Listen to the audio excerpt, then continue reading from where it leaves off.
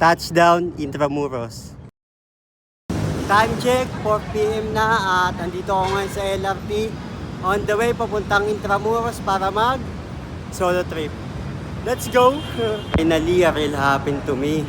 Matutuloy na yung matagal kong gustong gawin. At ang challenge ko lang pa sa video na to, hindi ko alam papuntang Intramuros. Kaya ngayong araw ako muna si Boy T, si Boy Tanong. At ang una kong pagtatanungan par, si Madam. Tara, tanong tayo. Madam, papunta kasi akong Intramuros. Ano ba yung dapat kong sakyan? Central. Okay. Central na naman. Madam. Central daw, sabi ni Madam. Kaya ako din naisip tong trip na to pa na ituloy ngayong araw. Kasi may nabasa ako online. At ang sabi, once a week, go somewhere you'd never been. Sabi ko, oo nga no. Tuloy ko na yung matagal ko nang gustong gawin. Gumala mag-isa sa Intramuros. Kasi hindi pa talaga ako nakakapunta doon. Lagi ko lang siya nakikita sa FYP ko, kay Toktik sa online. At gusto ko ma-experience at maramdaman kung ano yung pakiramdam kapag nandun ka sa makasaysayang lugar. Kaya tara par, solo trip. Touchdown, Central Terminal. Magtatanong ako uli dito kila Kuya Guard kung may sakayin bang papuntang jeep o pwede na lang lakarin. Papunta akong Intramuros. Ano sasakyan? May sakayin. Pag sipag ka maglakad, napakalapit lang ng Intramuros. Hindi ka. Ano yun, ka? May ano daw underpass pa yan? Underpass. Kasi doon natawiran. Sakit ka, pinakasakit ka. Huwag kang ito yun. Salamat Chief, thank you po. Ang sabi ni Chief kanina, dediretso daw ako dito, kakaliwa, tapos may makikita akong underpass. Tapos dediretsoin ko daw hanggang dulo.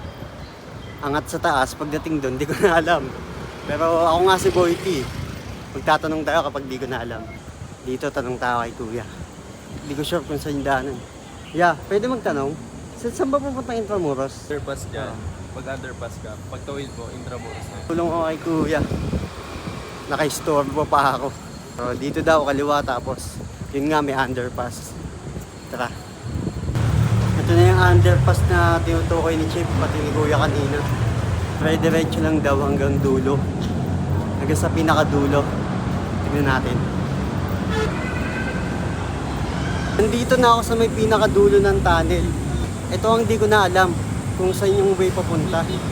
Wala akong iba mapagtanungan. Si Kuya sa nasa harapan ko kasi medyo malayo eh.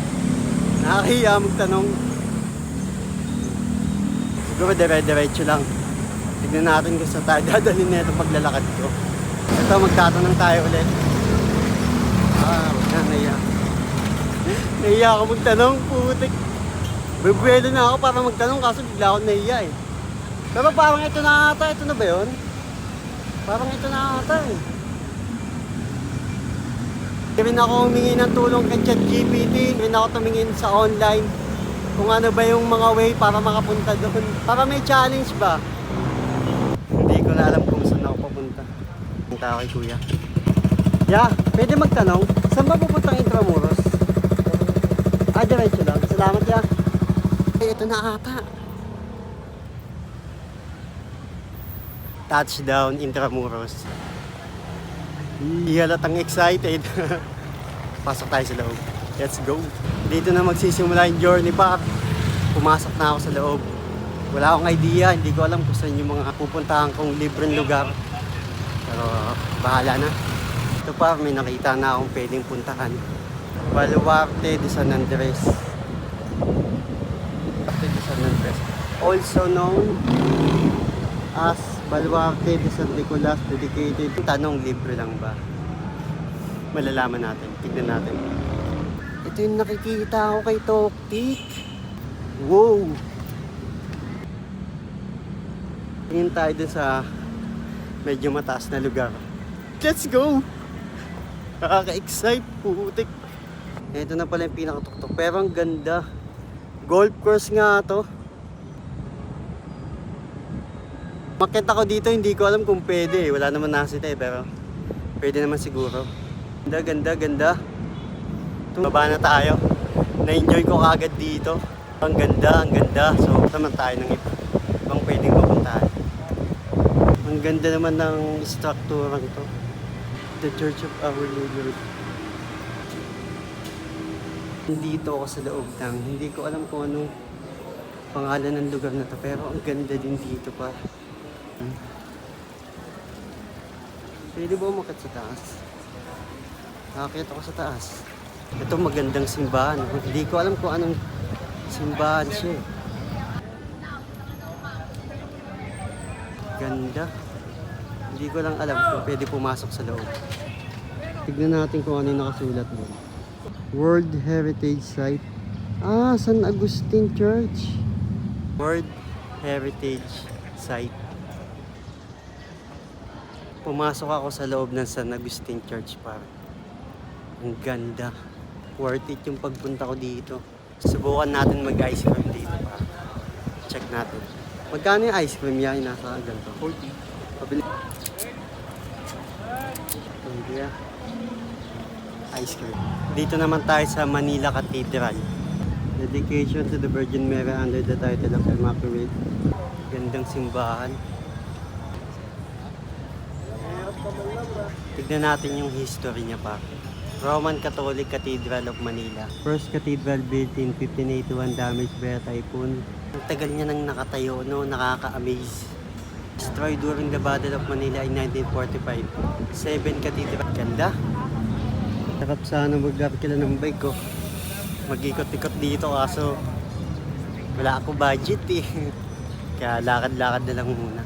Dami din pwedeng kainan dito. Hile-hilera. Time check, 5 PM na at gusto ko pumunta sa may Ilog Pasig na pwedeng pagtambayan. Kasi maganda ata yung sunset doon. Tanong tayo dito kay Chip. Chip, pwede magtanong? Saan po ba dito yung, yung Ilog Pasig? Right po. Okay, salamat po. Sige po. Doon pala sa unahan, balik tayo ulit. Dito na ako sa labas ng Intramuros. Tao ng Ilog Pasig, kaso hindi ko na alam saan yung way papunta. Kaya magtatanong tayo ulit kay Chip. Chip, tatanong ko lang, saan yung papuntang Ilog Pasig? Dire-diretso. Salamat po. Thank you. Dire-diretso lang daw. Anong oras na kasi oh? Gusto ko maabutan yung sunset eh. Maganda kasi tumambay doon pag mga hapon na. Nandito na ako. Wow. Ang ganda din pala dito, no? Whew. Ganda ng langit, oh. Naghahanap ako ng kape. Sana may makita ako nagtitinda ng kape. Lakad muna tayo dito. Tignan natin kung ano meron. Pasok sana ako dito sa may Port Santiago. Kaso sabi nila, Chip, kailangan ko muna daw kumuha ng ticket. Kaso wala na akong budget. Sayang, mukhang maganda pa naman sa loob. Nangihinayang ako. Di bale, sa pagbalik ko na lang, mapupuntahan ko kay lahat. Bili tayo dito pa. Pinili natin pa. Natin. Tapos ayun yung sunset. Uy, ganda. At dito ko natatapusin tong video na to para mag-enjoy muna ako dito sa sunset. At dadamdamin ko muna yung ganda ng kapaligiran. Masaya ako kasi natuloy itong solo trip ko na to. Ang dami kong bagong experience. Ang dami kong nakausap. Ang dami kong napuntahang bagong lugar. At sobrang saya ko lang ngayon. Peace out. Let's go.